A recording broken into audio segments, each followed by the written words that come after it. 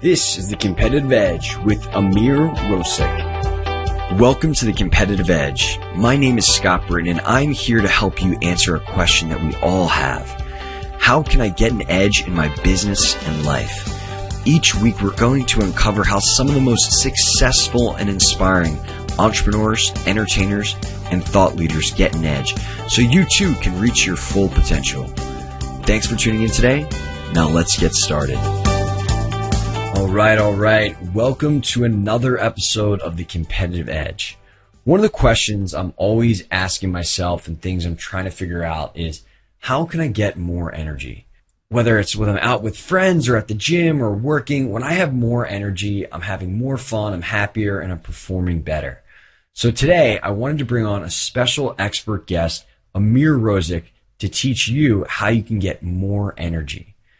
Amir's an incredibly inspiring dude who went from zero to hero. I mean, this guy was in jail, and since then he's become a successful entrepreneur, best-selling author. He's a holistic nutritionist and functional medicinal practitioner, and today he helps tens of thousands of people each week achieve their optimal health and wellness. So we're going to talk about the energy stuff, but we're also going to touch on things like how to increase your IQ, how much and what types of water we should have to maximize energy and functioning of our brains, as well as some other biohacks that are going to help you reach your peak performance. We're going to learn a lot in this conversation. Amir's got an incredible energy, and his story is just so inspiring to everyone. So let's go ahead and hear from Ameer Rosic. All right, Amir, welcome to The Competitive Edge, man. How you doing? I'm good, Scott. How you doing, brother? Awesome. So my buddy Josh Isaac got you on my radar, and dude, I have to tell you, the more I read about you, the more fascinated I was, because, you know, not only are you an entrepreneur trying to build a business like a lot of us listening, but you probably know more about health, fitness, and wellness than 99% of the people out there. And what I was really curious to hear from you first is your personal philosophy to fitness and what you're trying to maximize, because I have a lot of buddies out there. Some are trying to have the most energy. Some are focused on longevity. Some are focused on having a beach bod, and all these things, trying to make all these things work together can kind of be tough. So could you take a minute and share with us your personal philosophy in terms of optimizing your health? Yeah, that's a great question, Scott. And you have to define what optimizing your health actually means. For you, it may be, I want a beach body. For Mike down the street, it may be, longevity. Maybe Sarah wants, aesthetically, she wants to look good and she wants to have beautiful hair, beautiful skin. We all have different definitions of optimal health. And my personal definition of optimal health is being happy. So I have two. Number one is being happy and being sustainable. And I think there's a huge problem today in the health world is, everyone's talking about longevity, aesthetics, nutrition, and all these models are very complicated. And if you look at it in the long run, I want to live till I'm like 80, 90, 100, whatever. I really don't have a number, but I want to live to that age in a sustainable manner, that I don't have to do backflips on a day-to-day basis, that everything is on autopilot. I don't have to think about it. It's easy. And the number one thing about it, it's fun and I'm happy. Happiness to me is a number one optimal health goal that I have in my life. I want to wake up every day with a big ass smile on my face and be like, yeah, man, I'm happy that I'm alive and let's go crush this day. Dude, I hear you, man. I want to high five you through the screen right now. So what are the specific like core rituals or things that you do to achieve that happiness that you just talked about? Well, I wouldn't say there's like habits. There are habits to support your happiness, but I think happiness comes from the inside. People are always looking for external modalities or external tools or gadgets to help them become happy inside.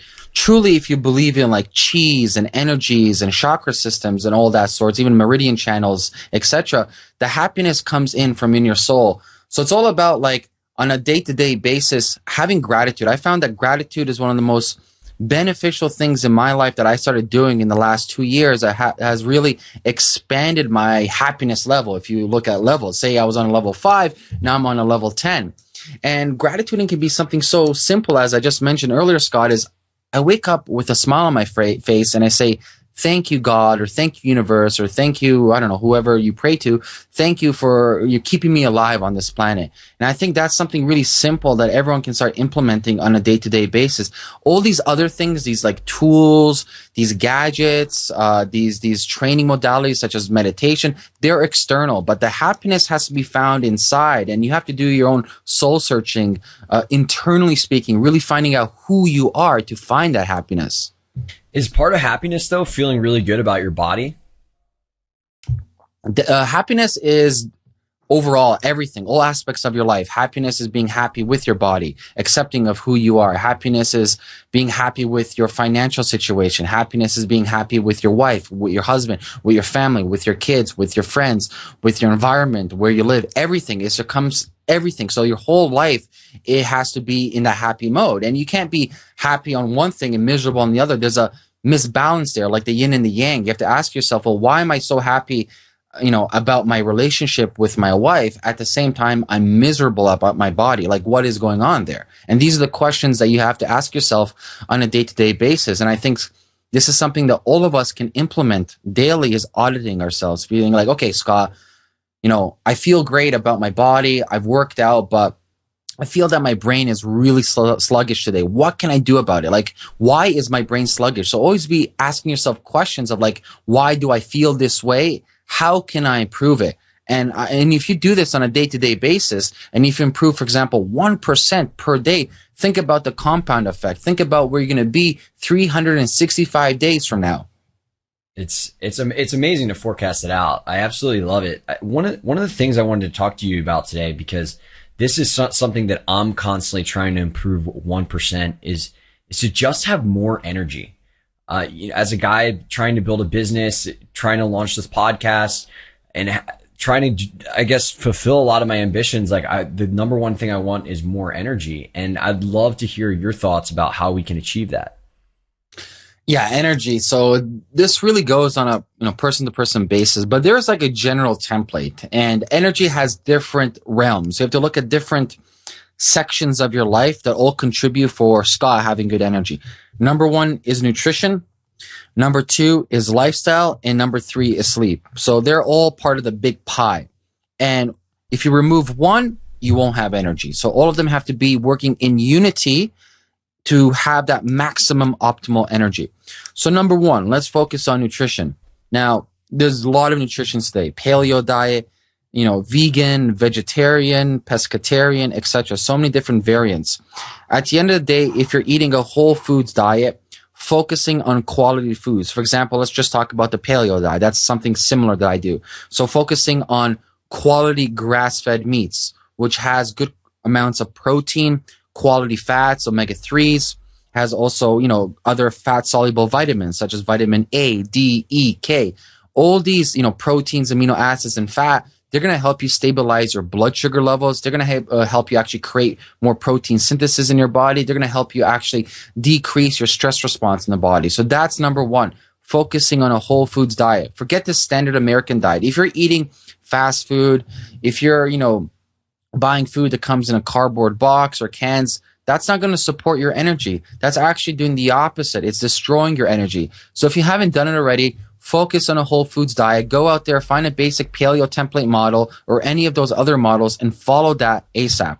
The second thing is lifestyle. So now you have the diet. Diet is in there. Everything's keyed up. Now is lifestyle.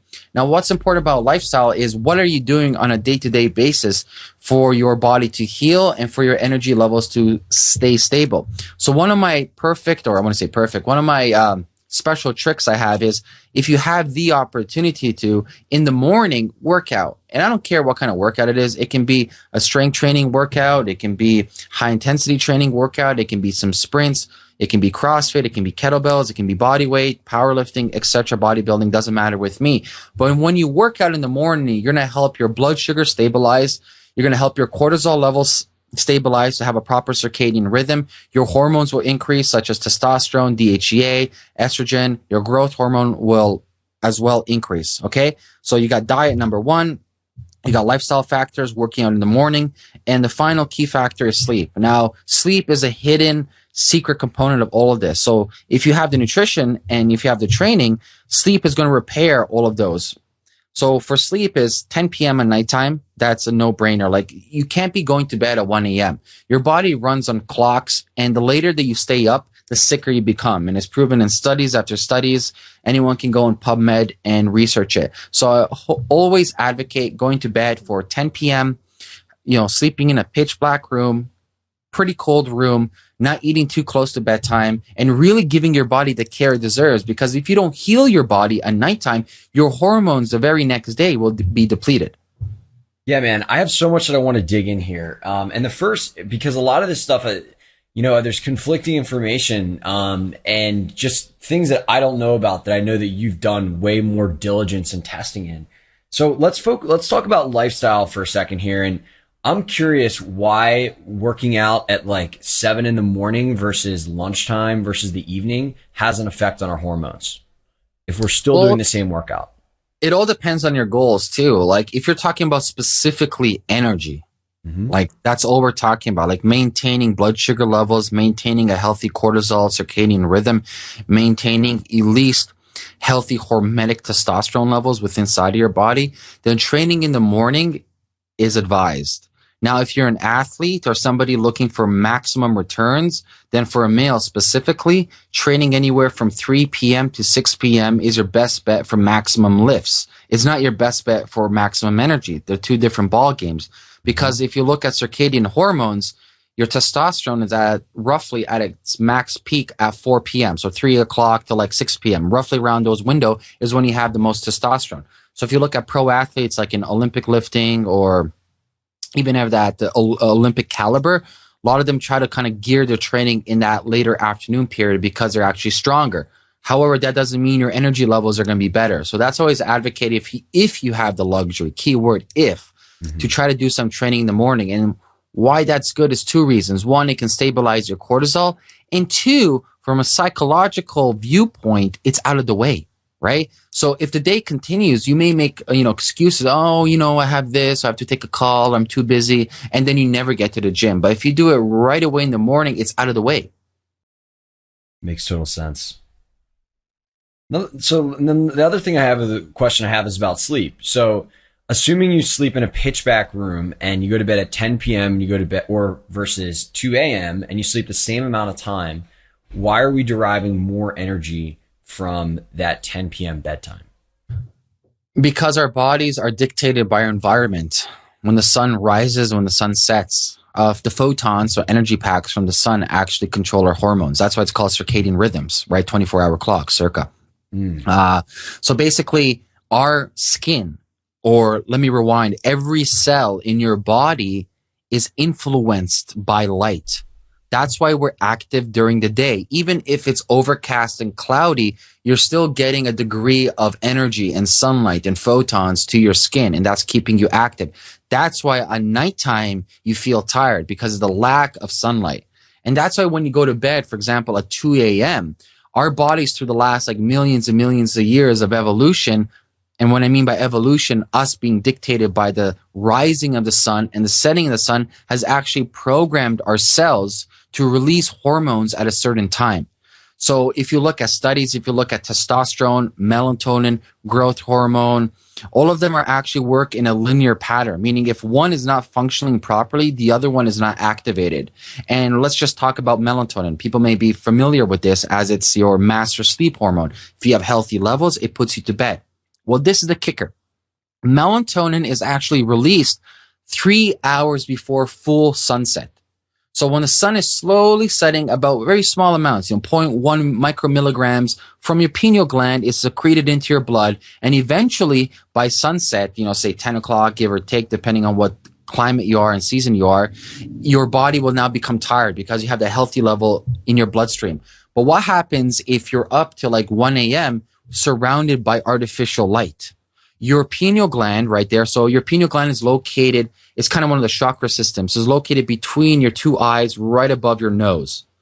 And if you're up around 1 a.m., 2 a.m., surrounded by, light bulbs everywhere, cell phone, computer, your body thinks that's the sun. And it's telling you, Scott, that it's still daytime. So it's decreasing your melatonin. Well, if you have a decrease in melatonin, A, you're not going to be able to go to bed. B, if you have low levels of melatonin, you have low levels of testosterone. low levels of growth hormone, low levels of dopamine, which has been correlated to attention deficit disorders. And basically, at the end of the day, if you have low levels of melatonin, it's also increasing inflammation in your body, all because of you going to bed at 2 a.m. and surrounding yourself with technologies. Because at the end of the day, we evolved in our environment outdoors. We did not evolve in a house. So we're more or less going against what we've been programmed to do for tens of thousands of years. Exactly. Interesting. So if somebody wanted to read, let's say somebody's listening to this episode right now and they're going to bed at 3 a.m. and because of that, they're waking up at 11 in the morning. Is there like a step-by-step program to rewire themselves? Yeah, there is. I actually created a system for that, but that's a whole different story. But like a simple, like 1, 2, 3, like recap is this. Mm-hmm. Try to go to bed at 10 p.m. every night. Our body likes consistencies. Just like a computer programmer programs some stuff online, it has to be consistent. You can't just be like, oh, I'm going to do it here, I'm going to do it there, and hopefully get finished. No, you got to do it on a day-to-day basis. So going to bed at 10 p.m., that's the first thing. So the time is out of the window. 10 p.m. it is. Now, what you do before 10 p.m. is where the magic happens. At 9 o'clock or 8:30, I personally like to do 8 o'clock, but say 8:30, all electronics, all lights, everything around your house should be shut down, okay? And I'm talking about computer. There's no reason you should be on your email till like 1 hour before bed. I'm talking about your cell phone. I'm talking about everything. Everything shut down. Now, if you do want to watch, say, a movie on your computer, I'm saying this if you do. I advise you don't. It should be time that you spend time with your family, read a book, talk to your family, laugh. There's no reason you should be on electronics. But if you do, if you're one of these individuals that desperately wants to watch TV, which you shouldn't, but desperately wants to watch something on their computer, you can use a program called Flux, Flux. It is completely free. It's an open source software, which you can download for a Mac and PC.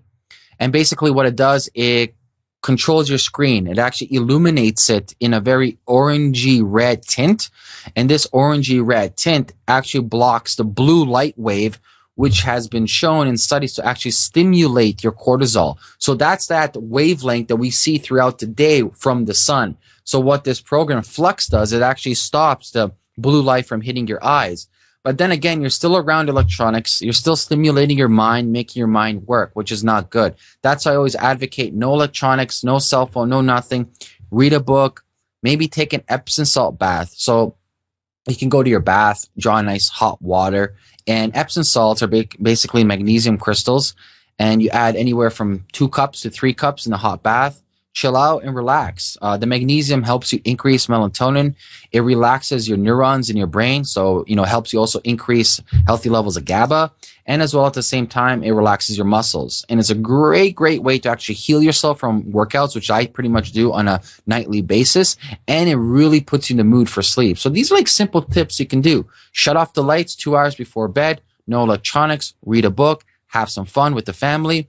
Number 2, you can then do an Epsom salt bath, relax in there, maybe with your partner. If you're by yourself, relax, read your book in there with maybe a candle on the side. And I guarantee if you haven't done this already, try it out and your sleep will rapidly improve. Man, so I'm just fascinated because so many people that I talk to that are ambitious like yourself, that are entrepreneurs or aspiring entrepreneurs, the idea of stopping the computer and electronics and the productivity associated with that at 8 p.m. just sounds impossible. I mean, how do you manage all of your ambitions while still having this like hard cutoff period so early in the evening? Remember what I said at the beginning. It's about sustainability. Like, truthfully, I don't like the computer that much, even though my whole business is on the computer. I don't enjoy being on the computer. It actually hurts me. I love being around my family. Forget business. What's business at the end of the day? I care about life experience. Abraham Lincoln has a saying, it's not the number of years in your life that matters, but the life in those years that matters. Mm-hmm. What better than to spend it with my girlfriend or with my friends or with my kids or something like that at nighttime and enjoying their company? Why the hell should I be on the computer? Businesses come and go. Your family do not come and go. You have them for this lifetime. You can lose 10 businesses and rebuild, but your experiences, your happy, keyword, happy experiences that you experience with your friends and family are the most precious to me. Dude, I gotta tell you, I had this trip coming up that I was thinking about doing, and I wasn't, and it's to the Amazon. I don't know if you know this. I live in Brazil, and I wasn't gonna go because I have a couple interviews scheduled for this podcast and just a bunch of work I want to catch up on. And I think you might have just changed my mind right here in this episode, man. Thank you. You're so right. You're so right, dude. Do it, man. Like you only live once, and experience is what makes us human. You know, the reason you and I, Scott, are having this podcast, this conversation today is because our great, great, great ancestors decided to immigrate somewhere, decided to travel somewhere, decided to take a risk and experiences new experiences in their life. And I think as entrepreneurs today, we have to be very careful as not to be trapped in by technologies. We're so over obsessed, like supremely obsessed with technologies, when in reality, I truthfully believe that the new age technologies that are coming out, these like so-called social media technologies, are actually disconnecting us from our humanity and we're living this artificial matrix lifestyle. It's like, oh yeah, I'm on Facebook, I'm talking to my friends. No, you're not. Nothing beats sitting down in front of your real friend, laughing over a joke, maybe sipping on espresso, or you going to Peru or something and enjoying experience with your friends that you'll never ever forget. Yeah, it's so true. I think it's crippled us in so many ways. I mean, it's definitely, I've noticed in my own life, it's made me have like just less patience, less connected with peers, crippled social skills. I couldn't agree more with you, man. And I'm really happy that you bring this up.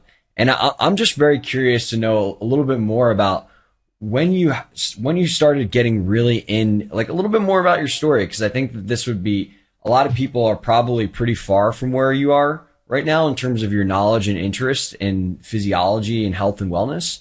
And, you know, when did you really start getting into this stuff? Yeah, it's funny though. Like a lot of people look at me and they're like, "Oh, it's easy for you, Amir." I'm like, guys, you don't understand. Like my old friends know me who I am, but like basically my story comes from this.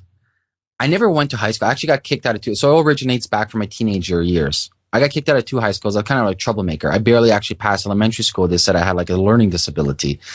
And after I got kicked out, ending grade 9, beginning grade 10, roughly around those transition times, I kept on hearing this like same message over again. You have to go to school because you have to go to college, university, because you got to get a job, because you got to make money. That's the linear line. I'm like, okay, let me bypass all of that. And I got into like extracurricular activities, you know, doing a bunch of straight up drug dealing, I don't know, a bunch of crazy stuff, you know, and I made a lot of money when I was younger. And I'm like, okay, let me bypass all of that. And I'm just going to do this. Here I am like a 16-year-old, 17-year-old making boatloads of cash, more than anybody I know around me, and living the life. Fast forward a couple of years, I continue doing the same thing, partying very heavily, abusing my body, drugs, alcohol, like heavily, like Thursday, Friday, Saturday, Sunday. I was one of those guys you see, you go in the club and there's the bottle service people, you know what I'm talking about? Like here's $300, $400, $500, $600, going crazy. And next thing you know, it's like 3 days has passed and you're on this crazy binge. And I kept on going and going and going. And I kept on getting in trouble. I kept on getting more fights. So fighting was my high back then. I always loved to go in street fights. I've been so many street fights I can't even count. Maybe, 50, 60, 70. I don't even know. And eventually, fast forward another 2 years, and now I'm at, so I'm 28 right now. So this happened roughly when I was like 20, 21, 22-ish. I was at a bar. I was getting drunk. And something happened with my friends outside, and I quickly run outside and I see some dude on top of my friend. And obviously I do what I do best. I grab this guy, bam, bam, bam, do my thing. And he goes to the hospital. Next thing I know, 3 days later, I get a knock on my door, and it's like a whole SWAT team full of cops. And basically they arrested me for that. And I knew right away, but it was kind of different. This guy was connected to somebody. Anyways, whatever. Fast forward another year later, Supreme Court of Canada wanted to give me 2 years in jail, but I ended up getting half a year. So I went to provincial jail in Ontario for half a year, and kind of like was there where my life kind of transformed. It wasn't like jail itself that was tough. Jail is all political. If you know how to handle yourself, it's perfectly fine. It's a very horrible, horrible environment to be. I don't recommend anyone go to jail. But I was pointing a finger at everybody around 1 month inside. I'm like, oh, you guys are losers. Why the F am I here? Blah, blah, blah. And it kind of dawned on me at the exact moment that I'm pointing my fingers at all these losers when in reality, I was this loser. You know, I'm the reason I'm in jail, nobody else, right? I was abusing my body, eating garbage food, doing a bunch of drugs, fighting people. Like I was really toxic. And this was going on for like a decade straight. So it actually caught up to me. And at the exact same time, right before I was kind of going to jail, I met my current girlfriend, which she was kind of my guiding light behind this, like a random person showing me unconditional love. I couldn't believe it. I actually didn't believe in love. I was actually laughing and pointing my fingers at all my friends who found love. I'm like, you guys are morons. I left jail and yeah. Oh gosh, I have so many friends that do the same thing. Anyways, continue. Yeah, and I'm the one that I'm most deeply in love right now. So it's funny how irony works. And I left jail and I decided to seclude myself. I decided to go in hibernation. And basically for like 3-4 years, I decided to figure out how can I improve myself. I went back to the gym full time, went back to MMA as I've been doing martial arts my whole life. And I decided to go back to amateur boxing. And that's where I kind of discovered kettlebell training from one of my boxing coaches. So I went to this kettlebell seminar to learn about it. And it was in this seminar that I found all about the paleo diet, a bunch of books, Rob's books, Art Devani book, or the whole 9 yards. And it kind of made instinctive sense to me that, okay, eat whole foods, drop this crappy bread and all that. I'm like, okay, I did it. And I kid you not, Scott, my life transformed in like 30 days. I used to walk around with depression my whole life. That's why I was kind of doing drugs and kind of like fighting and looking for those highs because I was trying to fill that void. I was trying to get that like internal high and trying to kind of at least brighten up my spirituality and my essence because I was a walking zombie. Anything I touched turned into darkness. So as soon as I dropped the grains, the commercial dairies and started eating a paleo diet and living a paleo lifestyle, well, I want a paleo, a natural human lifestyle, my life transformed. And I was like, holy shit. You know, if this happened to me in 30 days, imagine what can happen to me in a decade from now. Then I decided to roll back into Canadian School of Natural Nutrition, functional diagnostic nutrition, did a bunch of functional medicine stuff, competed in, kettlebell competitions, martial arts, etc. I really dug in deep, went into the trenches of finding out what true optimal health is. And ever since then, I've been educating people, coaching entrepreneurs, coaching top performing people, athletes, doing my podcasting, YouTube video, workshops, and really spreading the message. Because if I can do it, if I can come from a place of abusing my body for a decade, going to jail, fucking around and coming to where I am, 180-degree circle to where I am today, anyone else can do it. That is an inspiring story, man. And I really just want to let you know that I appreciate your candidness and vulnerability, sharing that with us. And it's funny because I hear a lot of people that talk about the paleo diet, and I do like a version of it now. But when I first heard it, I'm like, this is total crap. Like, you're telling me that just changing foods is going to change your life. And then you hear stories like this and you just get it. Like, the proof's in the pudding. Yeah, I was shocked. Like my depression, like you have to imagine that I felt like a cloud of black oozing tar was following me everywhere I went for years on end. And anything I did, anything I touched, anything I wanted to do was pure darkness. Like this deep darkness that I can't really explain unless you've gone through it. It's hard to explain it. And when I left jail and I started eating like that, like a couple of months afterwards, and when I got out, I could not believe it. How my mind cleared. I literally woke up one day with a clarity, like someone has replaced that black dark cloud with blue sky.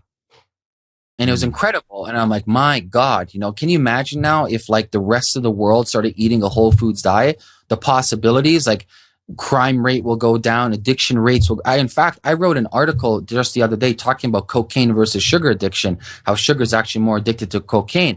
And can you imagine if we started actually incorporating whole foods diet, healthy lifestyle in drug rehab facilities, or even, educating our children at a young age, the importance of eating a whole foods diet, how much more of repercussions in a positive way that will actually happen to society.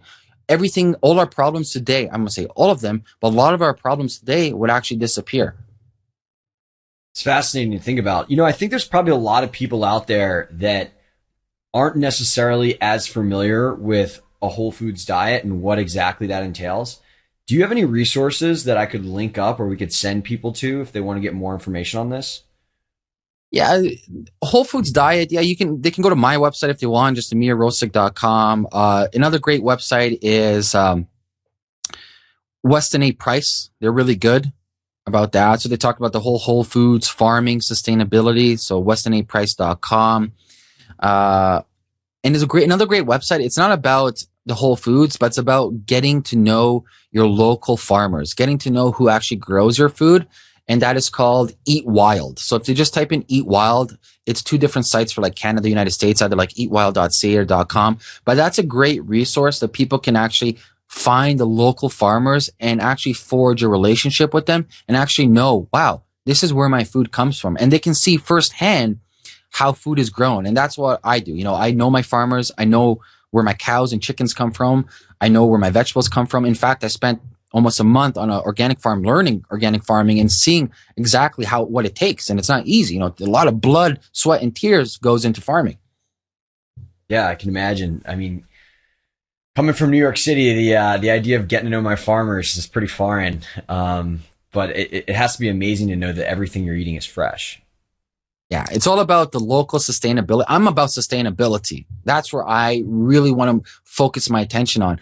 In this day and age of like global economies and importing and exporting, it may be good for like, say, technologies. It may be good for other types of businesses, but I like to look at how can we make a more thriving community. Forget what's happening in China. Forget what's happening, say, in Russia. Me here, Amir, in Kelowna. How can I make Kelowna a better place for my community? How can I support my farmers? How can I support my local businessmen? And this works on twofold. A, you're supporting your local business, making maybe more job opportunities. B, the food that you're purchasing is 100 times more nutritionally dense than any other food. And I give this example.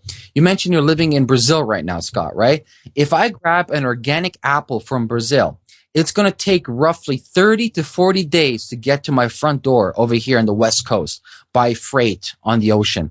Now, compared to an apple that's literally grown 20 minutes from an organic farm down my street, which apple do you think is more nutritionally dense at the end of the day?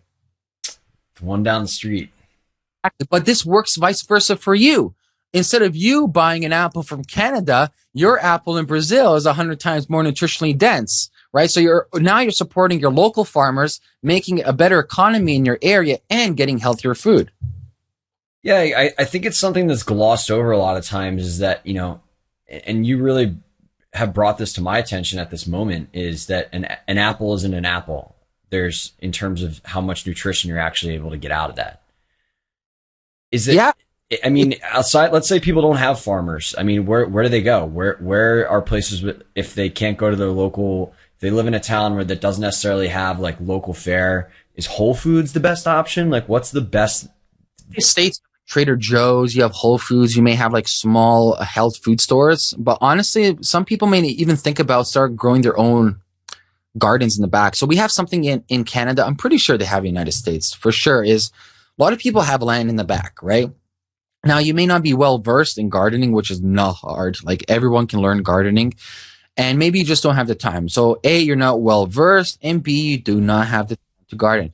There are services out there that'll actually do all the gardening for you. They'll plant the vegetables or maintain the vegetables, maybe plant some like small shrubs here and there, whatever plant, like kind of architectural plan for the garden they have, they'll create. At the end of the season, you get about like 30% of all the harvest, and they take about 70. So this is a great sustainable model. A, you're getting free food. B, the land that you were never going to use is now being used. C, the 70% of food that individual has farmed, they now resell it at the markets around there. So it's such a beautiful model that I've seen duplicated in Toronto. They have it in Vancouver. They have it here in Kelowna. And I'm pretty sure they have it all across the United States. And if you just Google, for example, like garden sharing co-ops or something like that, I'm pretty sure you can find someone in your community or city that does this service. Very interesting concept. Amir, one of the things I wanted to touch upon, and it really came back to me after you talked a little bit about how your mind cleared, is I've heard you talk about in previous episodes how it's actually possible to increase or maximize your IQ. Can you touch upon that a little bit? Yeah, so IQ is interesting, right? First, we have to understand how we are actually measuring IQ, and a standard is a mathematical test. And obviously, IQ doesn't mean intelligence. It's just a technicality see on a piece of paper. However, it's always good to biohack and kind of quantify your progression. You have IQ, you have EQ, many different things.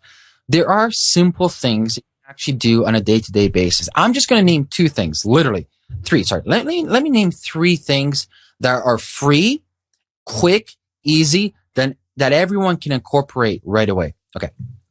Number one, right before you do anything in the morning, say your gratitude and start meditating for 10 minutes.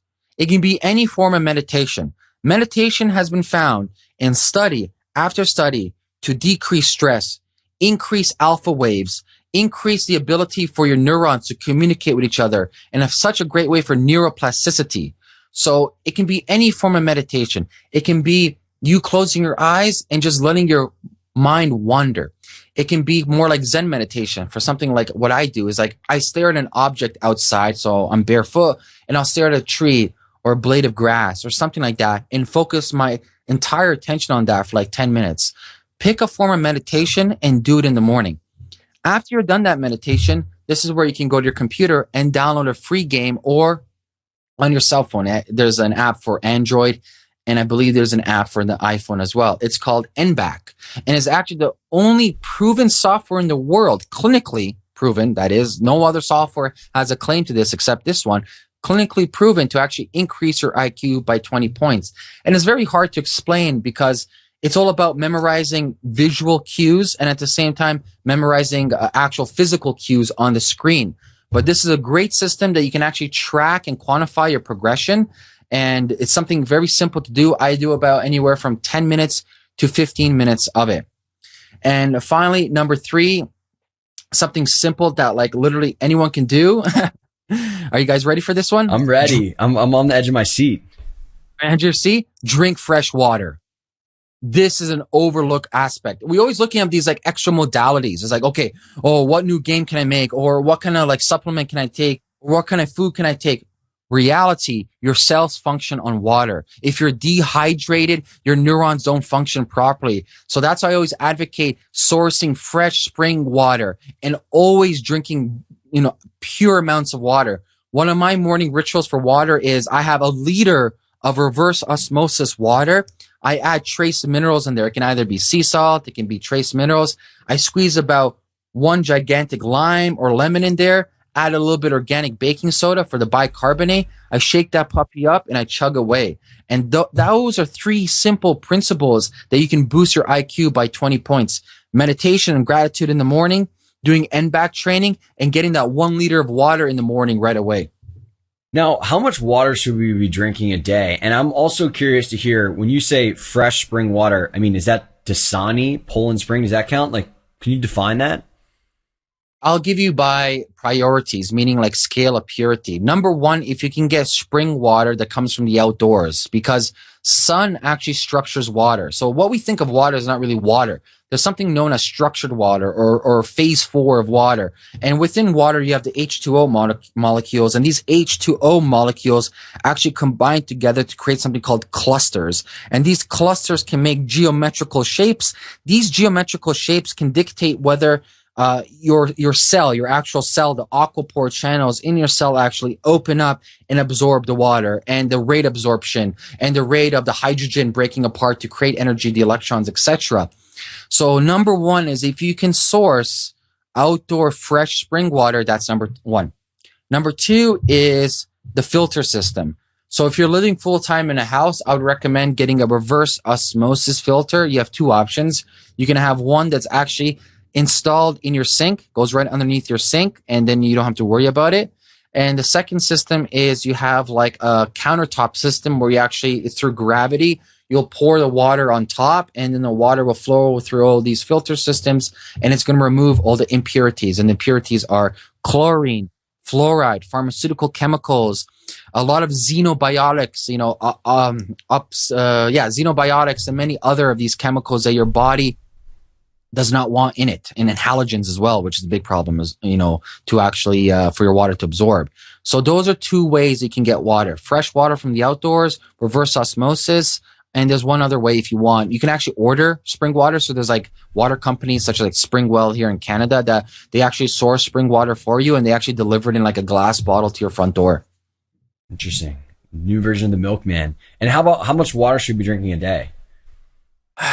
Yeah, that's a complicated question.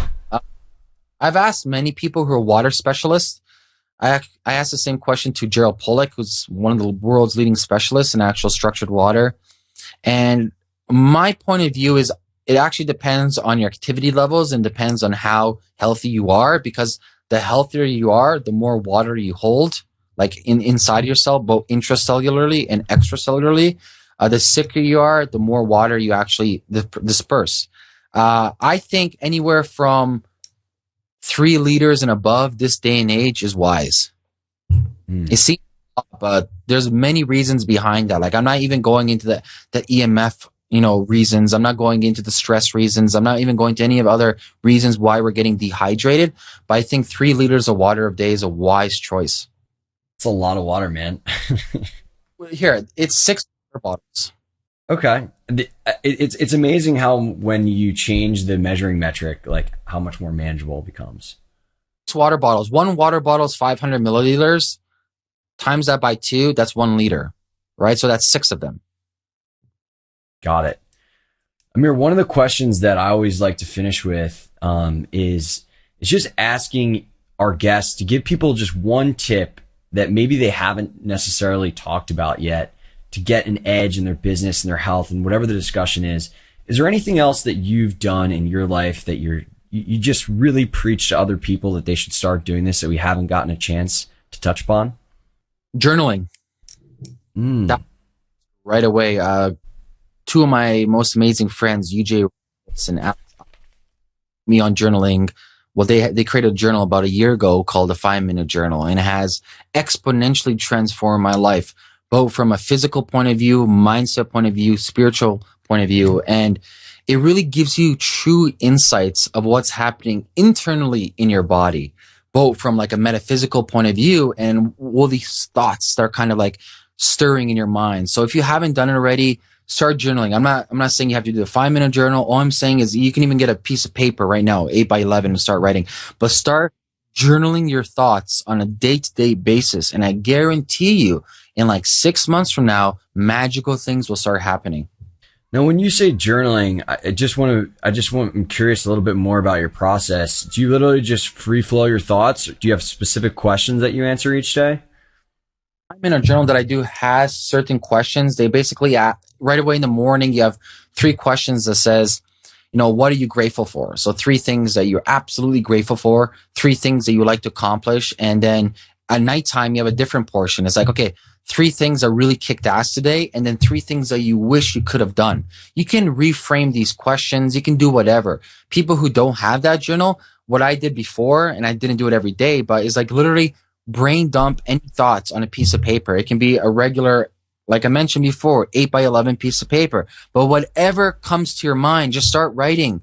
Just completely start writing all your ideas, thoughts, emotions, feelings on that piece of paper, because our brains are supercomputers. We're quantum creatures. And just like a regular computer, we have to store that information away. But a lot of times there's junk information, random thoughts that cause a lot of issues. And it's good to organize your mind. And when you actually put your thoughts on paper, it actually creates this new type of foundation, this new type of way that your brain can actually handle the information it was inputted throughout the day and kind of like label it and put it away in the proper places where it needs to go.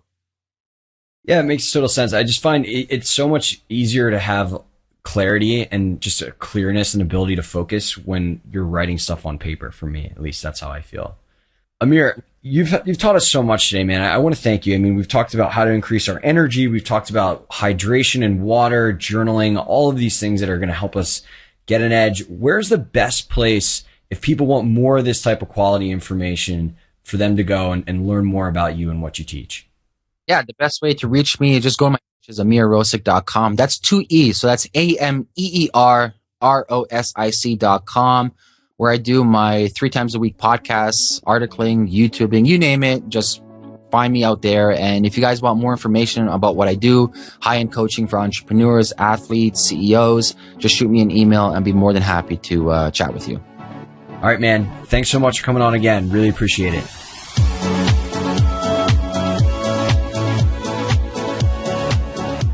Before we finish up with today's Mindshare, I just want to say thanks for listening to another episode of The Competitive Edge.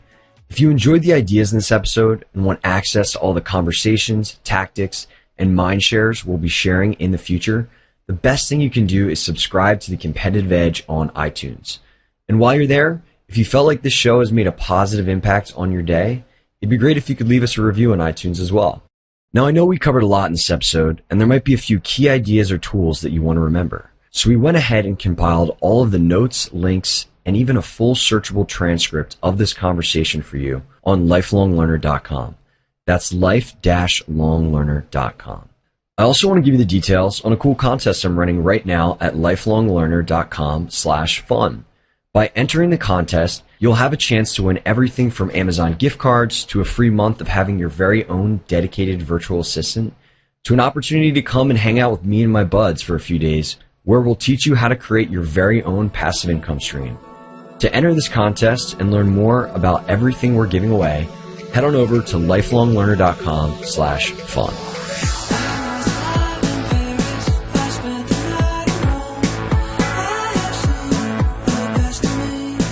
Hey guys, welcome to another Mindshare. So one of the things that I talked about with Amir today, we touched upon real briefly, was this idea of just getting 1% better every single day. And I think that you can actually really extend this idea to very specific things in your life, in your business, whatever it is. And I wanted to share just a mindset that I have right now that's really helping me get more time back, be more productive, and do more of the things that I want. So I've been working with a series of virtual assistants for a while now. I have two main ones that help me out with a variety of tasks. Even though I have these guys, there's still a lot of stuff that I do that I shouldn't be doing. And like a perfect example of that is copying the blog posts that I write into an email and sending it out and split testing the titles. Like I shouldn't be doing that. Like it's not high leverage for me, and it's not something I enjoy. So what I've been trying to do is apply this 1% improvement to systemizing my business every single time I do something. So I'm constantly asking myself, after I do a podcast, after I do anything, after I send an email, like what in this process could have been outsourced? And maybe it's just one little thing, maybe it's tweaking an existing outsource, but I'm constantly trying to improve just by 1%. And today, when I first started this, I was having trouble, finding an hour's worth of stuff a week to have somebody else do. And at this point, I'm up to about 20 hours of tasks that I used to spend time doing that I'm now having somebody else do for me. And that's pretty amazing. I mean, if you project that out into a 40-hour work week, you're doing 150% of what you were previously doing. And it all started with just every single day trying to improve by 1% of focus in terms of what you should be doing and what somebody else could be doing. So I want you to think about, what are things that you do? Let's say you're trying to systemize your business, or you keep doing particular tasks you shouldn't be doing. You're too lazy to delegate it. Like, look at all those things and try to the idea of building a system and outsourcing all this stuff. It's pretty daunting to begin with, but the way that it becomes less daunting and the way that it actually gets done is you just make a daily commitment to it. So think about the systems in your business, think about the system in your life, and try to just improve 1% today. Because again, if you do that every single day, you will eventually get where you want to go, and those efforts will be compounded, light years ahead of where you ever thought you'd be. So that's today's Mindshare. I hope you've enjoyed it, and I look forward to talking to you soon.